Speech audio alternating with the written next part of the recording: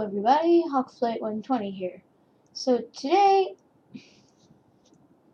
I'm going to do a bit of a basic animating video. I'm using an Adobe Flash Professional trial and I edit with Adobe Premiere Pro. I have a subscription to that, so I have access to the full version. I'm still not sure exactly how long my plan is because Adobe isn't exactly very good at telling you that. And it's definitely not because I didn't pay for it. Okay, that's why. My bad. Just love me, please. So, I got all the apps I have here off of Adobe Creative Cloud. And I also have a Wacom Intuos PTS, which is basically a tablet input.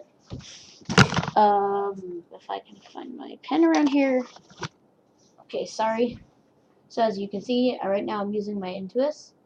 If you didn't know me very well, if you knew me well, you would know I'm not very good at drawing, but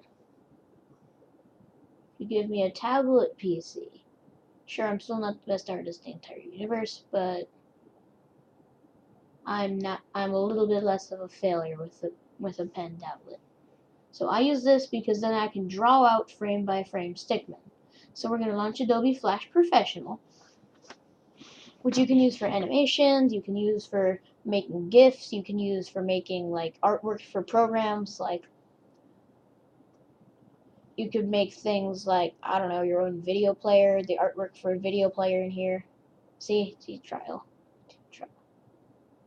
So the way I do it is I draw everything actually on the one layer. If I were to animate a background or anything, I would do a second layer for that. Actually, so today we're just going to start out with basic stick figures, then I'll go into animating backgrounds and using shape tweens.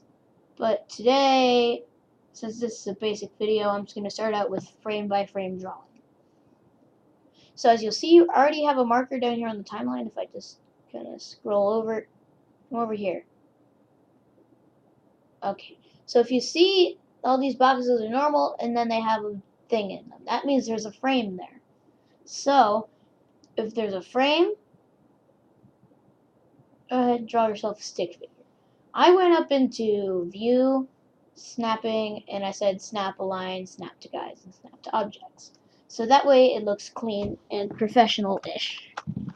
I'm not a professional, so I don't care. If I did care, I would have it snapped to the grid too, but okay. So we've got our first little stupid stick figure. Maybe, you know what? I'm going to give him a face. Welcome to the world, Billy Bob Random. Again, I warned you before, I'm still not professional. So then we're going to choose another point. I usually go into frames of 10.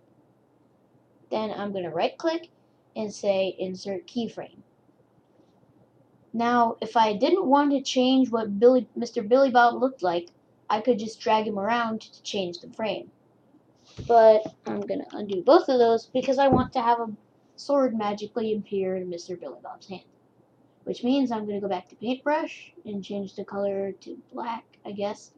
So basically the way it, whoa, did not want to make Mr. Billy Bob Joe.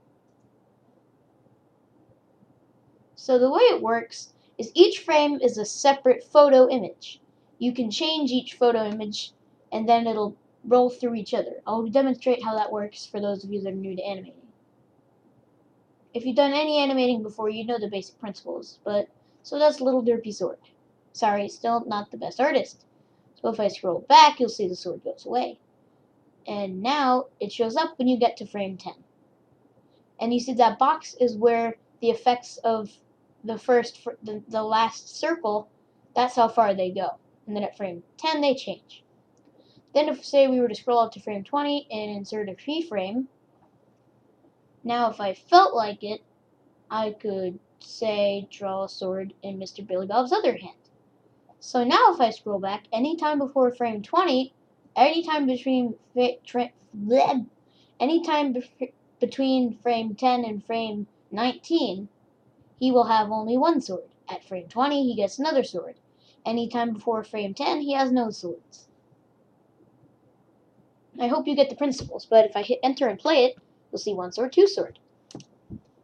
And now, say, If we go out to frame 30 and we say insert keyframe, we can actually make it look like Mr. Billy Bob is jumping up in the air.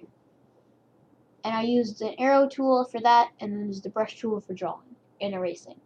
So then I can scroll out to frame 40 and say insert keyframe.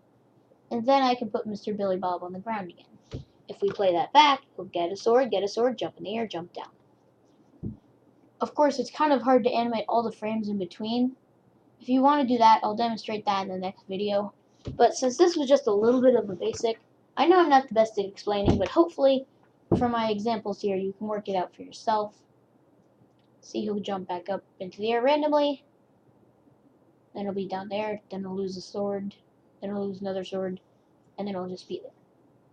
So, I know still not the best artist and not the best at explaining things, but hopefully this has been a bit helpful at the very least. I would recommend, I learned how to use Flash from a guy named Alan Blecker, who also made a cool YouTube series of 4 videos called Animator versus Animation.